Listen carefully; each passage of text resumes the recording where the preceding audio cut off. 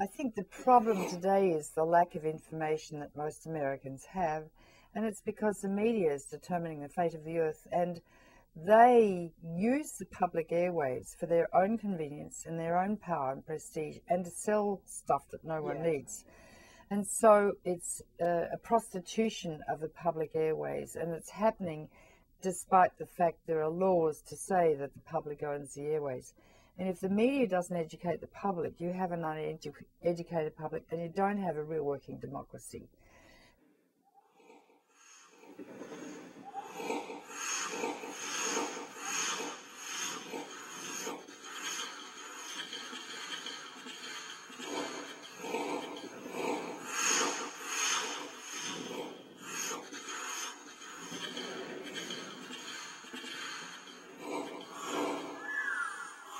Wilfred Burchett defied the Pentagon restrictions, the military restrictions, that reporters, no one was supposed to go to southern Japan after the bombs were dropped. Most of the press went off the coast of Japan to the barge to cover the Japanese surrender, but Wilfred Burchett got on a train and rode for 30 hours to Hiroshima, was horrified by what he saw.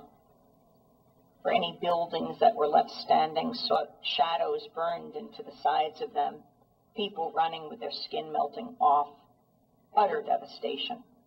Didn't even have the words to describe.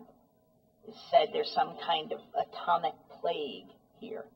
It was talking about radiation sickness, people dying not from the initial explosion, but somehow weeks, days later. And he sat down in the rubble with his Hermes typewriter and he tapped out the words, "I write this as a warning to the world." It was a report that rocked the world. And the U.S. military was enraged.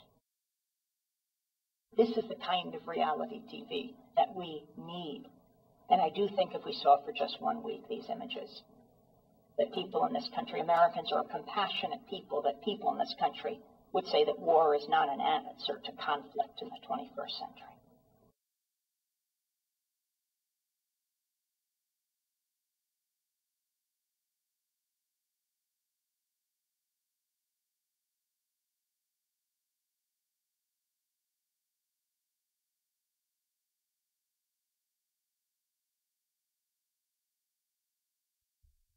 Workers are allowed many times the dose of radiation that the average public is so-called allowed by the nuclear industry. The nuclear industry used to say the background radiation we receive was 170 millirems per year. They've now put it up to 360 millirems in a year, and that was just suddenly changed, and I don't know why. And then they allow a member of the public double the background. Now, according to the National Academy of Sciences report last year, Bear 7, all radiation is dangerous, no radiation is safe. Each dose you get adds to your risk of getting cancer, even to the lowest level. So by allowing people to be irradiated by the nuclear industry is quite wicked. Now, workers are allowed 5 rems a year. That's a huge dose. And often they get more. They will cover up their badges so people can't monitor how much they're getting, who go from power plant to power plant. Young men usually who work in very, very radiologically hot areas, and then they don't take their badges with them, so then they get another high dose next time. I wrote about that in my last book, Nuclear Madness. So I do talk a lot about workers in that one, but you know, they're exposed to inhaling radioactive materials, to swallowing and ingesting them, and to whole body gamma radiation, including their testicles being damaged. So then they spread their damaged sperm amongst the general population, and so babies are conceived that are genetically damaged.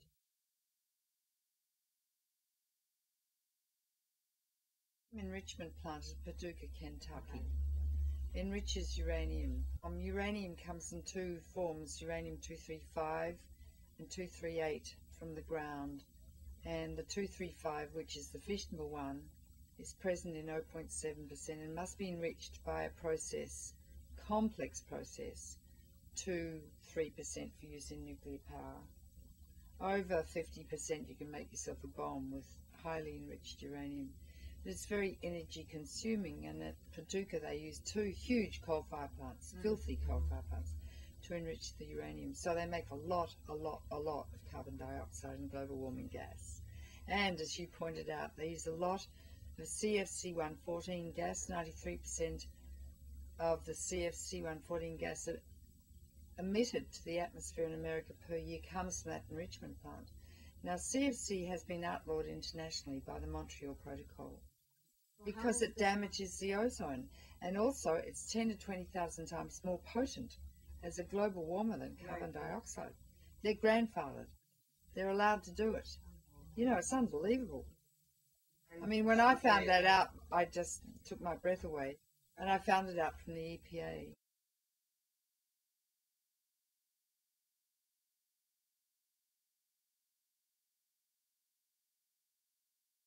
A shell of 10 pounds of uranium-238 hits a tank, up to 80% of it burns. It's very reactive, and it produces tiny aerosolized particles of respirable size. And the thing about uranium-238 is its half-life is 4.5 billion years.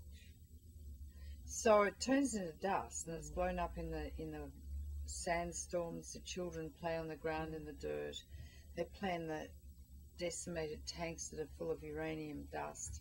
And so the incidence of childhood cancer, because children are very, very sensitive to radiation, much more than adults.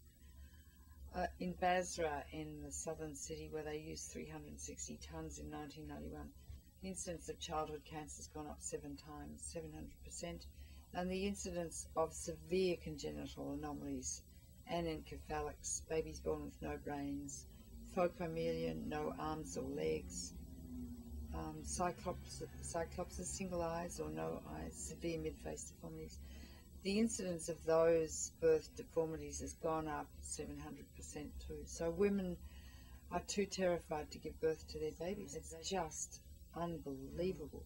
And that will go on in the cradle of civilization for the rest of time, because they've used a hell of a lot of these weapons in Iraq. I mean, this is a war crime beyond belief. This is a nuclear war in Iraq. Yeah. You live in a democracy to make sure it gets on the right track, and you have to participate actively. And we can't be comfortable today because, you know, do you care if your children don't have a future from global warming in the next 10 years? But there's a lot of people that, you know, they're very involved in consumerism. Well, they don't love their children then. Well, I would say, as a pediatrician, you know, I know that if a child is diagnosed with leukemia, the mother turns into a lioness to save that child. If you're not saving your child from global catastrophe, from pending nuclear war, from global warming or nuclear power, you're not really loving your child. You're being comfortable, you're doing your materialism. You know, materialism doesn't make you happy. You buy this thing and you buy that thing and then that. I love the comment you made about the facelift. Oh, lift your soul, not your face. Right.